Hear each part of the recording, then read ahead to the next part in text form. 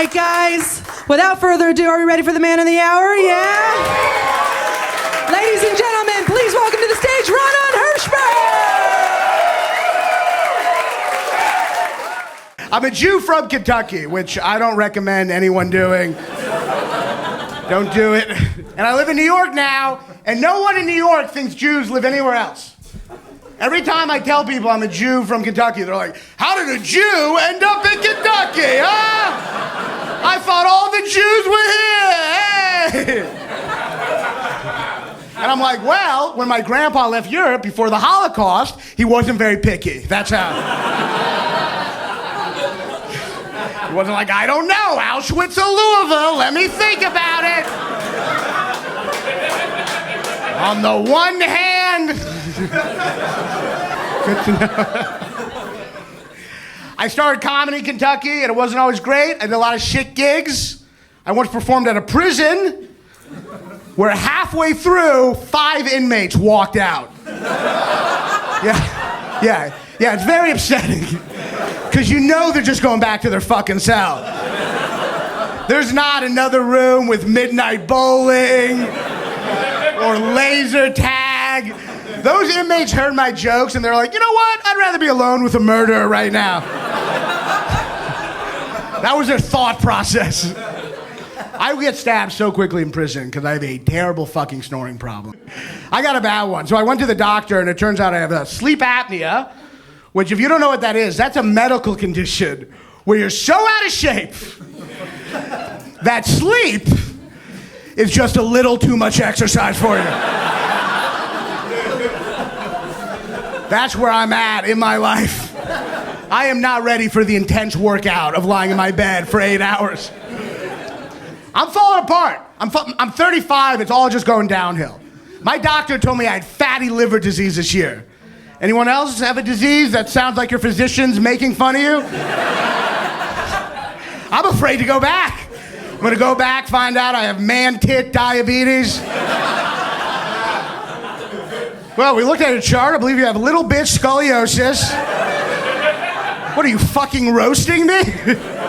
So I quit drinking. I went to AA. Learned a lot in AA. I did. I learned that, I don't know if you all know this, I learned that alcohol and weed, while seeming harmless, are actually a gateway to born-again Christianity. Sorry for the people who clapped at the beginning of that joke. Should wait till the punchline. I don't do anything anymore. I used to do Adderall. Where are my Adderall fans at, huh? Right? Couple focus claps in the corner over there. I got addicted to Adderall. I did. I went to Narcotics Anonymous, which I do not recommend doing. Do not go to Narcotics Anonymous for an Adderall addiction. You will feel very out of place. Everyone in there was like, I OD'd on heroin 12 times. I lost custody of my kids. I'm like, you think that's bad? I once wrote a screenplay. They're like, get the fuck out of here right now. Oh, you blew a guy for coke? You know what really blew? The third act of my screenplay. It was all over the place. It had no continuity. So now I'm sober, I'm trying to meet women, it's tough, I don't know the rules anymore. Apparently it's presumptuous to bring your CPAP machine on a first date. Don't do it, it's a cocky move. Show up with that CPAP. They're like, what's that for? Just in case things get hot and heavy. I always sucked with women. I lost my virginity at 21, which is embarrassing. This is how embarrassing it is. I'm lying. I was 25. That's how embarrassing. And being a virgin now, people are very embarrassed. They used to be proud of that shit. It's really made a switch.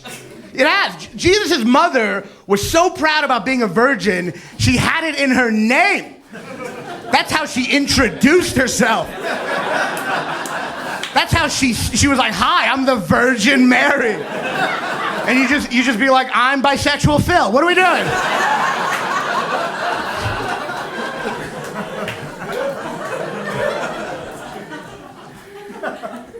I think one of the reasons I suck at dating, mainly because there's a thought in my head, which is that if I was a woman, I totally wouldn't sleep with me. I wouldn't. I know way too much about me, and most of it's fucking disgusting. So how do I get a woman to sleep with me when I know I wouldn't sleep with me if I was her? It's false advertising. I'm selling a product I wouldn't buy. And then when a woman does sleep with me, I'm like, well, she's sleeping with me, but I wouldn't sleep with me, so I have higher standards than her. Why am I fucking her? I can do better than that. I can do better than someone who thinks they can't do better than me. Thank you. That joke is called Why I'm Gonna Die Alone. Thank you. My twin sister had a baby earlier this year. Yeah. Every time I tell people I have a twin sister, half the people I tell that to, even more than half, go, oh, you got a twin sister? Let me ask you, identical or fraternal? Right, a couple of you laughing over here. The rest of you are the people who ask that goddamn question. And you're all sitting there going, I wonder which one. We'll find out right now. I don't know what to tell these people. Now I just play along. Now I'm like, identical. And they're like, really? How is that? I'm like, it's okay for me.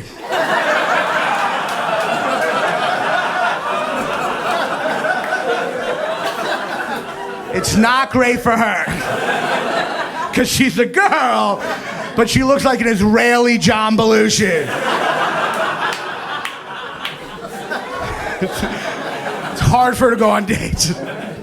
People are so stupid when it comes to twins. So many adults have been like, oh, you're a twin? Can you read each other's thoughts? I'm like, no, we're fraternal. You're thinking of X-Men, you fucking idiot. We had a joint bar mitzvah, and we both had speeches, and I went first, and I'm not gonna lie, I fucking crushed. I crushed. Because I don't know if you've been to a bar mitzvah, but you're not expecting, like, I had jokes, and they were not expecting that. They were just expecting some, like, got kid on stage. Much like Moses in the desert, today I am a man, I am no longer a boy, I am a full-grown man today. But I had fucking jokes, and I fucking crushed. I had 4 applause breaks and a standing ovation at the end, which is fucking unheard of at Temple Beth Israel. Unheard of. The rabbi quit on the fucking spot. It's been downhill ever since. That was my best gig. And then my twin sister walked up to give her speech. And as I walked by her, I was like, follow that, bitch. No, I'm kidding.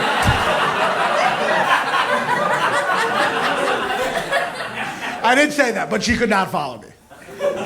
I fucking buried her. It was embarrassing. But the joke's on me, because that day I got the comedy bug and she did not. And today she is a professor who makes 6 figures. While I recently got denied a credit card with a $125 limit.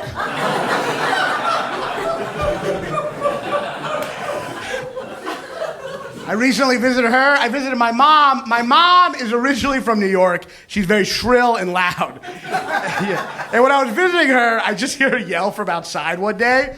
Oh my God, Renat! Come outside! There are 4 deer outside! 4 of them! It's incredible! Renat, come outside! There are 4 deer! 2 parents and 2 babies! It's amazing! Renat, come outside! And then I came outside, and would you believe they were gone?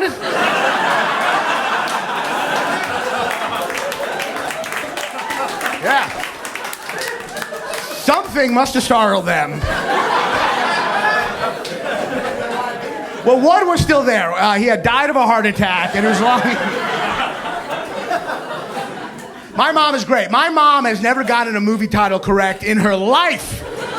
But what she thinks the movie is called is always incredible. Last week, I swear to God, she asked if I'd seen the movie Black Crazy Asians.